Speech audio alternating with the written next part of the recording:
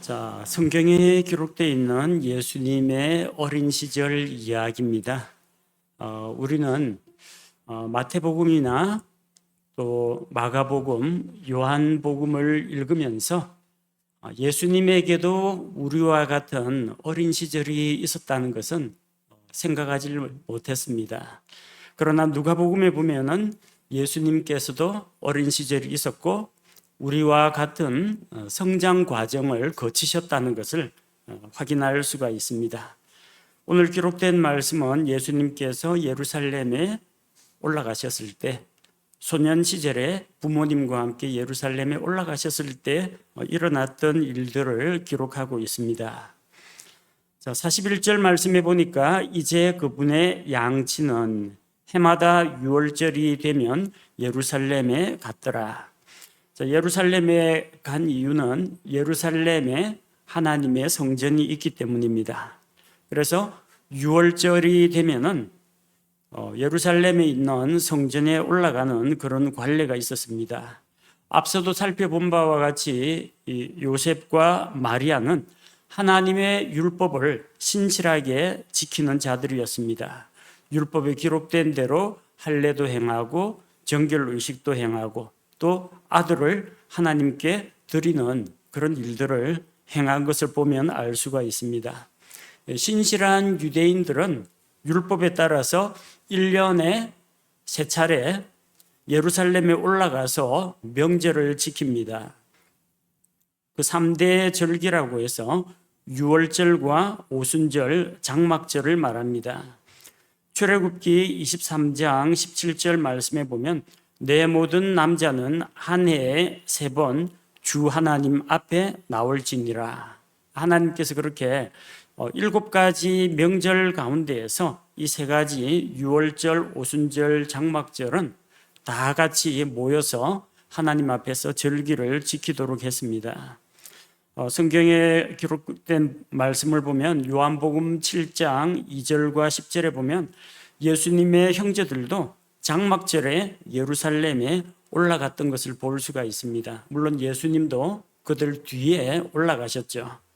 큰 명절에는 이렇게 예루살렘에 있는 성전에서 주 앞에 자기 모습을 보이고 절기를 지켰던 겁니다. 이 당시 나이가 예수님이 12살 되었을 때입니다. 42절에 그분께서 12살 되셨을 때 그들이 그 명절의 관례대로 예루살렘에 올라갔다가 여기 42절에 보면 그 명절의 관례대로라고 했습니다. 그 명절이라는 것은 앞쪽에 나와 있는 41절 유월절을 말합니다. 그래서 그 명절 유월절에 평상시 유월절이 되면 하던 대로 예루살렘에 올라갔는데 이때 예수님의 나이가 12살 되었을 때입니다.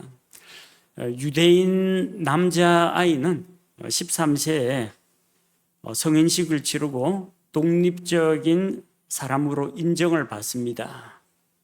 13세가 되면은 이제 성인으로 대우를 받습니다.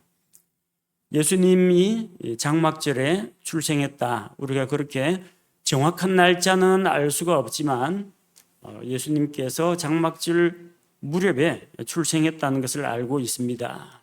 그래서 예수님이 12살이라는 것은 장막절에 12살 생일을 맞이하시고 6월절이니까 12살 반입니다. 12살 반이라는 말은 앞으로 6개월 뒤면 13살 장막절에 성인이 된다는 이야기입니다. 그래서 이 시기가 참 좀 모호한 그런 시기입니다. 어린아이도 아니고 성인도 아닌 그런 시기입니다. 그래서 이 성인이 되기 전까지는 부모의 감독과 보호하에 있어야 합니다. 그런데 이제 13살 되려면 6개월밖에 안 남았는데 그렇게 보면은 이제는 자율성을 주고 부모로부터 독립을 시킬 그런 때라는 겁니다. 그래서 이 12살 즈음이 되면은 어릴 때는 주로 어머니의 권위와 어머니의 영향력 하에 있습니다. 근데 나이가 점점점 자라가면서 남자아이는 아버지의 책임과 권위 하에 놓입니다. 그래서 13세 성인이 되면 이제 아버지를 따라서 함께 일도 하고 아버지와 함께 이제 같이 영적인 영향력을 받게 되는 겁니다. 자, 그런데 이 시기가 이제 조금 미묘한 시기입니다. 어머니 보호하에 있을 시기인데 한편으로는 이제 어머니가 아버지에게 슬슬 아이를 넘겨줄 그런 시기라는 겁니다.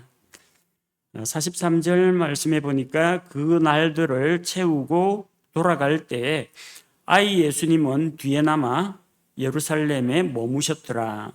요셉과 그분의 어머니는 그것을 알지 못한 채, 그렇게 기록되어 있습니다. 그 날들을 채우고, 6월절 하루가 아닙니다. 그 날들 복수형이기 때문에 6월절과 함께 1회 동안 지키는 무교절 절기도 같이 지킨 것을 알 수가 있습니다. 그래서 6월절 다음 날부터 1회 동안에 누룩 없는 빵을 먹는 무교절을 지키고 예루살렘에서 명절 기간을 다 채우고 돌아갔습니다. 이 당시 예수님은 아직까지 차일드, 아이 예수님입니다. 그런데 이 예수님은 예루살렘 성전에 그대로 남아 있었고 요셉과 마리아는 그 사실을 알지 못하고 그냥 자기들끼리 고향으로 돌아가는 길에 이제 올랐다는 겁니다. 예수님이 아주 어렸더라면 차라리 서너 살 됐다면은 이 품에 안든지 없든지 손잡고 다닐 시기인데 이제 조금 있으면 성인이 되는 그런 나이입니다. 독립할 시기이기 때문에 그냥 내버려 뒀습니다. 내버려 두면 어떻게 하냐면은 일행들 가운데 친척들이나 이웃에 있는 친구들이나 막 돌아다니고 그래도 괜찮을 정도의 시기라는 겁니다. 어차피 다 아는 사람들이고 친척 아니면은 마을 사람들입니다. 아이가 어리다면은 이제 어머니가 책임지고 돌보는데 성장한 후에는 아버지가 돌봅니다. 그래서 이 12살 반 이 나이는 어머니의 영향력에서 벗어나서 점차 아버지와 함께하는 그런 과도기적인 시기입니다. 그러다 보니까 책임 소재가 이제 불명확한 겁니다. 그러니까 아버지 입장에서는 요셉 입장에서는 아직 성인도 안 됐고 어리니까 마리아가 알아서 하겠지 그렇게 생각하는 거고 마리아 입장에서는 이제 곧 어른이니까 제 아버지가 애 데리고 어디 갔나 보지 그런 식으로 생각하는 겁니다. 그 둘 다 서로에게 이제 책임을 떠넘기고 잘 있겠지 그렇게 생각한 겁니다. 자, 그런데 이제 예수님을 예루살렘에 두고 왔다는 것은 모르고 자기들끼리 길을 떠난 겁니다. 44절에 보니까 그분이 일행 중에 있는 줄로 생각하고 하룻길을 간 뒤 자기들의 친족과 친지들 가운데서 그분을 찾되 찾으려고 했지만 이제 찾지 못했죠. 당시에는 이 교통수단이 그렇게 발달하지 않았기 때문에 사람들이 장거리 여행을 할 때는 뭉쳐서 다닙니다. 혹시라도 외따로 떨어져서 다니다가 강도를 만날 수도 있고 길을 잃어버릴 수도 있고 어떤 위기 상황에 빠질 수도 있기 때문에 여행객들이 모여가지고 무리를 지어서 이동을 했습니다. 이동한다고 해봤자 대다수 나귀에다가 짐을 싣고 연약한 부녀자나 아이는 태우고 남자들은 끌고 그렇게 이제 걸어가는 겁니다. 모든 사람들이 일제히 말 타고 달리는 수레를 타고 달리는 그런 상황은 아니고요. 천천히 이렇게 이동을 합니다. 그래서 이제 나사렛 마을에서 예루살렘까지 가는 그 긴 여정입니다. 함께 가는 가족이 있고 또 가까운 친척들 그리고 이웃 사람들 지인끼리 모여서 갑니다. 왜냐하면 전국에서 6월절 명절을 지키기 위해서 일제히 예루살렘으로 갑니다. 가다 보면은 다 가는 길에 도중에 다 만나게 됩니다. 북쪽에서 오는 사람, 북서쪽에 오는 사람, 북동쪽에서 오는 사람, 어차피 가는 길은 예루살렘으로 가는 길은 같기 때문에 여러 다른 지파에서 출발하더라도 가는 길은 거의 비슷합니다. 그래서 큰 무리를 이루고 대규모 이동을 하는 겁니다. 그래서 아마 이제 요셉과 마리아의 생각으로는 아마 아이가 여행하는 일행 중에 있을 거라고 생각하는 겁니다. 그래서 아이가 안 보여도 잘 때가 됐는데도 아이가 안 나타나도 마리아가 저 친척한테 맡긴 모양이다. 요셉이 친척한테 맡긴 모양이다. 이웃집 텐트 가서 자나보다, 그런 식으로 생각을 하고 까마득하게 잊어버린 겁니다. 아이가 자기들과 함께 있지 않다는 사실을 아직 인지를 못한 겁니다. 자, 그런데 45절, 발견하지 못하였으므로 그분을 찾으면서 예루살렘으로 되돌아가니라. 함께 여행하는 무리 중에서 아이를 발견하지 못하자 다른 사람들은 행렬을 따라서 그대로 돌아가는, 예루살렘을 떠나서 각자 고향 집으로 가는 그 여행길에 올랐고, 요셉과 마리아는 자기들이 아이를 잃어버렸다고 생각하고 이제 되짚어서 찾아가는 겁니다. 하지만 예수님은 예루살렘에 머물러서 거기에서 성전에서 박사들과 대화를 주고받으면서 성경에 관련된 영적인 문제들에 대해서 묻기도 하고 답하기도 하고 토론을 하기도 하고 그러고 계셨던 겁니다. 자, 46절 말씀해 보니까 그들이 사흘 뒤에 그분을 성전에서 발견하였는데 그분께서 박사들 한가운데 앉으사 그들의 말을 듣기도 하시며 그들에게 문제들을 묻기도 하시더라. 자, 사흘 뒤에 발견했습니다. 예루살렘에 있을 때는 분명히 요셉과 마리아가 아이 예수님이 같이 있는 것을 분명히 보았는데, 여행길을 떠났는데 예수님은 남고 자기들만 간 거예요. 그때부터 아이의 모습을 보지 못했습니다. 그로부터 사흘이 지난 겁니다. 그러니까 명절 보내고 딱 출발했는데 예수님이 없다는 것을 이제 모르고 갔습니다. 한 반나절 정도 갔겠죠. 또 무리 중에 있을 거라고 생각하고 뭐 있겠지 하면서 하루길을 갔던 겁니다. 근데 안 나타나니까 이상하죠. 친척들, 일행 무리들 쉬고 있을 때 뭐 식사 시간에 쉬어가는 곳에서 다 헤집어 봐도 안 나타나요. 그러니까 다시 하루 반을 거슬러 올라가는 겁니다. 그래서 사흘 뒤에 예루살렘 성전에 도착해 보니까 거기서 발견을 한 겁니다. 예수님을 예루살렘 성전에서 발견했습니다. 자, 요셉과 마리아의 기분이 어땠을 것 같습니까? 다행이다, 뭐 이런 생각도 들었겠지만, 또 한편으로는 인간적으로 자기 가정에서 자기가 키우는 아이라고 생각할 때에는 보호자 입장에서 아마 좀 아이에게 책망을 하고 싶은 그런 마음도 있었을 겁니다. 그런데 도대체 뭐 하느라고 같이 출발 안 하고 예루살렘 성전에 그대로 머물러 있었느냐 하면은, 그들이 발견한 바로는 예루살렘 성전에서 박사들 한가운데 앉아서 그들과 대화를 하고 있었다는 겁니다. 자, 앉는 위치가요, 46절에 나오는 것처럼 그분께서 박사들 한가운데 앉으사, 화제의 중심에 예수님이 앉아 계시다라는 겁니다. 예수님을 중심으로 해서 박사들이 이렇게 모여 있는 겁니다. 뭐 반원을 그리고 앉았든지 아니면 원을 그리고 앉아서 그 한가운데 예수님께서 그들을 가운데 계셨다라는 겁니다.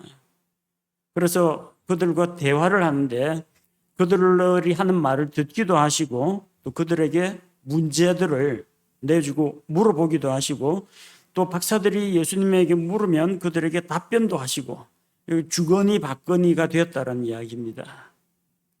12살 반 먹은 아이 예수님이 이 성경 박사들하고 대화하고 토론할 수준이 되었다는 겁니다. 성경에서 여기 박사들이라고 했는데 오늘날 저 대학에서 박사학위 받은 그런 박사가 아닙니다. 율법 학자들을 이야기합니다. 유대인들의 영적인 지도자, 스승이라고 하는 율법 학자들, 랍비들, 뭐 당시에 유명한 랍비들, 뭐 힐렐, 샤마이, 가말리엘 이런 랍비들이 있었습니다. 이런 율법 선생들과 같이 대화를 나눌 수 있는 그런 수준에 있었다는 겁니다. 그게 참 놀라운 일입니다. 사람들이 보기에는 참 놀라운 일입니다. 그러나 예수님이 누구신지를 생각하면 인간적으로 보지 말고 그분이 어떤 분이시냐? 처음부터 계신 하나님의 말씀. 영원 전부터 아버지 하나님과 함께 계셨던 아들 하나님이시라는 것을 생각하면은 사람들 눈에는 기이하게 보일지라도 이것은 이제 오히려 당연하게 여겨질 겁니다. 자, 47절에 보니까 그분의 말을 들은 모든 자들은 그분께서 깨닫고 답변하시는 것들로 인하여 깜짝 놀라더라. 놀랄만한 일입니다. 첫째로 놀랄만한 일은 12살인 예수님이 당대의 석학들과 대화가 통한다는 것. 그게 이제 참으로 놀라운 일입니다.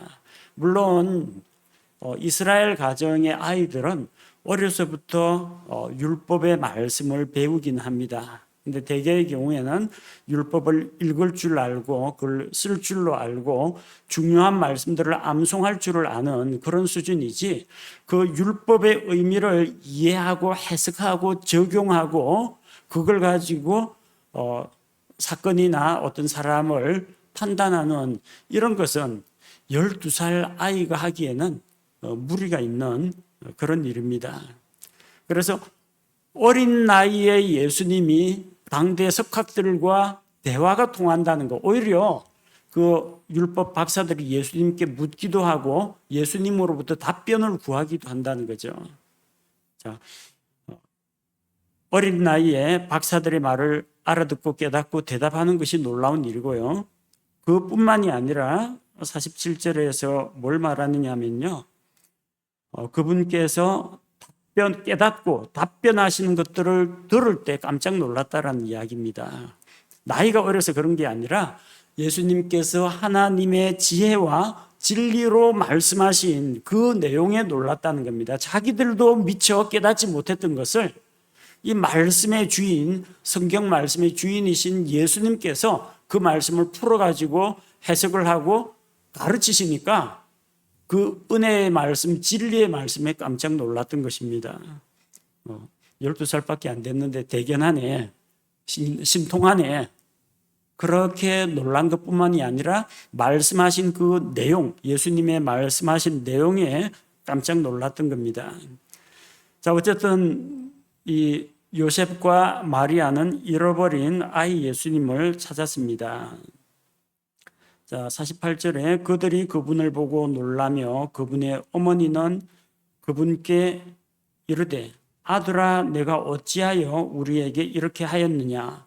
보라, 내 아버지와 내가 근심하며 너를 찾았노라 하매. 자, 예수님께서 예루살렘 성전에 있다는 것과 또 성경학자들과 같이 대화를 주고 받는 것을 보고 요셉과 마리아가 기이하게 여겼습니다. 놀랐습니다.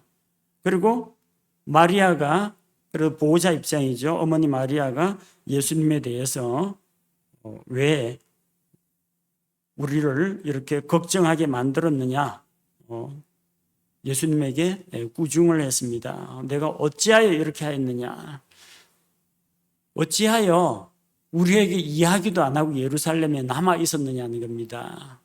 정이 있고 싶으면은 요셉과 마리아에게 여기 율법 선생들하고 대화를 좀 해야 될 테니까 좀 기다려 주십시오 라고 이야기를 하든지, 뭔가 어디 가면 어디 간다라고 이야기를 해야 되는데 말도 없이 그냥 일행을 따라가지 않고 거기 머물러 있었던 겁니다. 내 아버지와 내가 근심하며 너를 찾았다. 부모에게 걱정을 끼친 것에 대해서 책망을 한 겁니다. 자, 그런데 예수님께서는 대답하시기를 49절에 그분께서 그들에게 이르시되 어찌 나를 찾으셨나이까? 내가 반드시 내 아버지 일을 해야 함을 알지 못하셨나이까 하시니라. 뜻밖의 예수님께서 좀 이해하기 어려운 그런 답변을 요셉과 마리아에게 했습니다. 어찌 나를 찾으셨습니까? 어찌 나를 찾았느냐, 이 말은 예수님을 잃어버리고 걱정하는 것을 몰라서 한 이야기가 아닙니다. 이제 예수님은 요셉과 마리아의 감독을 받아야 하는 그들의 아이가 아니라 자기 자신이 하나님의 아들이라는 그런 자각을 스스로 하게 되신 겁니다. 그래서 뭐라고 답변하느냐면 내가 반드시 내 아버지의 일을 해야 함을 알지 못하셨나이까. 개역 성경에는 이 구절이 내가 내 아버지 집에 있어야 될 줄을 알지 못하셨나이까 이렇게 되어 있습니다. 말하자면은 예루살렘 성전을 가리켜서 성경 곳곳에서는 하나님의 집이라고 합니다. 하나님의 집에 올라갈 때 그 하나님의 집이 예루살렘 성전입니다. 그래서 예수님께서 내 아버지 집에 있어야 한다. 이 예루살렘 성전은 하나님의 집인데 하나님이 내 아버지다. 이렇게 선포하신 것이다. 그렇게 번역을 한 겁니다. 그런데 그리스어로 여기 집에라는 이 단어는 엔토이스라고 하는데 이 토이스라는 것은 일이나 사물을 의미합니다. 집이나 건축물을 말하는 게 아닙니다. 그래서 이것은 성경에 나오는 바와 같이 49절에 나오죠. 영어에 보면 I must be about my father's business. My father's house가 아니라 business라고 했고 be about이라고 되어 있습니다. 내가 내 아버지의 일에 있어야 함을, 내가 내 아버지의 일에 be about 관여해야 함을 알지 못하셨습니까? 라고 이야기한 겁니다. 그래서 예수님께서는 무엇을 말씀하셨느냐 하면은 여기가 내 아버지 집이니까 나 여기서 살래요. 내가 이 집에 있는 게 당연합니다. 성전에 있는 게 당연합니다. 그런 의미가 아니라 나는 하나님의 아들로서 이 세상에 왔습니다. 그렇기 때문에 나는 내 아버지의 일, 아버지의 일이 무엇입니까? 예수님 오신 목적, 하나님의 말씀을 전하고 제자들을 양육하고 왕국 복음을 전하고 십자가에서 죽으시는 그 일입니다. 그래서 예수님께서는 육신의 양친인 요셉과 마리아를 따라가지 않고 예루살렘에서 자기가 하나님의 아들이라는 자각하에서 하나님의 일을 하고 있었던 것입니다. 자, 내 아버지의 일이라고 했는데 내 아버지의 일을 요셉이 듣기에는 목수일 말이냐 이렇게 생각했을 겁니다. 그런데 예루살렘 성전에서 목수일을 할 게 뭐가 있습니까? 그러니까 요셉은 이해가 안 되는 겁니다. 내 아버지의 일을 하려고 예루살렘 성전에 남았다고 하니까 예수님께서 이 대답하신 것은 이미 요셉도 알고 마리아도 알지 않습니까? 뭘 알느냐? 천사를 통해서 마리아에게 잉태된 그것은 하나님의 아들이요 죄인들을 구원할 그리스도라는 것을 이미 계시의 말씀을 들어서 알고 있지 않습니까? 그러니까 내가 여러분의 아들이 아니라 하나님의 아들이 처녀의 몸을 빌어서 세상에 출생했다는 것을 두 분 다 아시지 않습니까? 그 이야기입니다. 그런데 그들은 여전히 예수님을 자기들의 밑에 엄마 치맛자락에 아버지 요셉의 권위하에 있는 아이로만 생각하고 있었다는 겁니다. 그래서 예수님께서 자기 신분을 드러낸 겁니다. 당신이 내 아버지가 아니라 내 아버지는 하나님이신데 나는 하나님의 일을 하기 위해서 예루살렘 성전에 남았다는 이야기입니다. 자, 우리야 이게 예수님을 믿고 구약 성경부터 신약 성경을 다 읽어보고 예수님이 그 뒤에 어떻게 행하셨는지를 알기 때문에 이게 무슨 말인지 이해가 됩니다. 그런데 그 당시에 12살 반 먹은 이 아이 예수님이 하는 그 이야기를 요셉이 듣기에는 이해가 안 됐던 겁니다. 50절 말씀에 그들은 그분께서 자기들에게 하신 말씀을 깨닫지 못하더라. 이해가 안 됐습니다.